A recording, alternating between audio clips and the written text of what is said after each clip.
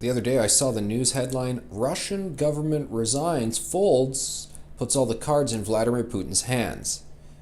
And I saw this headline, and I saw this story, and I read it, and I read it in detail, and I paused, and I reflected on it, and then I read the headline again, and then I made sure that it was not something under The Onion or something like that.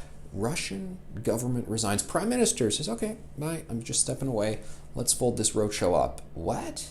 That is not the sort of thing that we're used to hearing happening in countries and ostensible democracies, certainly not in the Western world, in North America, in Westminster parliamentary systems. Let's just say they do things a little differently over in Russia. And let's just say perhaps Vladimir Putin played a role in the prime minister and pretty much everybody in the government saying, all right, we're going to close shop now. What on earth does this mean?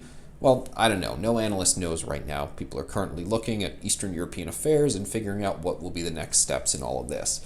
But I do think it means something about what's going on here in Canada, or what is not going on here in Canada. Because one of the things that was not going on last year during the federal election campaign, there was no discussion of foreign affairs, practically none.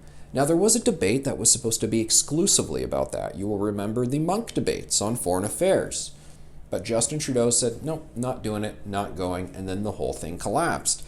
And then we had this election campaign, which was not fought at all on foreign affairs, on what to do with China, say, in that file, and a whole bunch of other hot spots around the world. No conversations about it at all. No conversations about the places where our troops are stationed. Mali, Eastern Europe, Iraq, we've recently been reminded of. That's a real shame, because foreign affairs is one of the few things that is the exclusive domain of the federal government. The world is changing. Is Canada prepared for that? Is Canada in denial? Russia is clearly not moving towards being a more liberal, capitalist democracy, a Western country, like many people maybe hoped or thought or predicted right after the fall of the Berlin Wall. It is clearly heading in different directions, more autocratic directions, directions not like Canada. We are increasingly an outlier.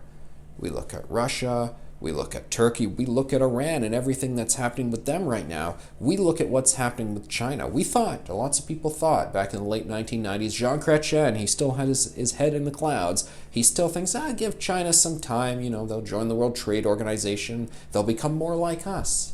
That is not happening.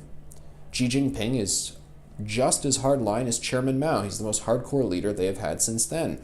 The world is heading in different directions, away from Canada. And we can't just go to the United Nations and say, let's fight climate change and yay feminism, as if the rules of the game, as if the international board game of foreign affairs and geopolitics is kind of in our favor. It is not.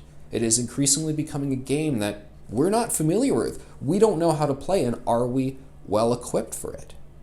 Do we need to really ramp up our defense spending? Do we need to look at our shipbuilding procurements and more so that we can be traveling and traversing those rather perilous terrains that are out there right now? We don't have the answers to that. I don't have the full answers to that yet right now. I mean, we're still looking and trying to figure out what does this stuff mean in Russia, what's going to happen in Iran, and all these other countries. But I do think I can say with great certainty that what it tells us is we need to talk about it more. We need to get our heads out of the sand more, and we need to get serious about this changing face of the world and get Canada to be a country that in the 2020s we can actually confront these challenges head on.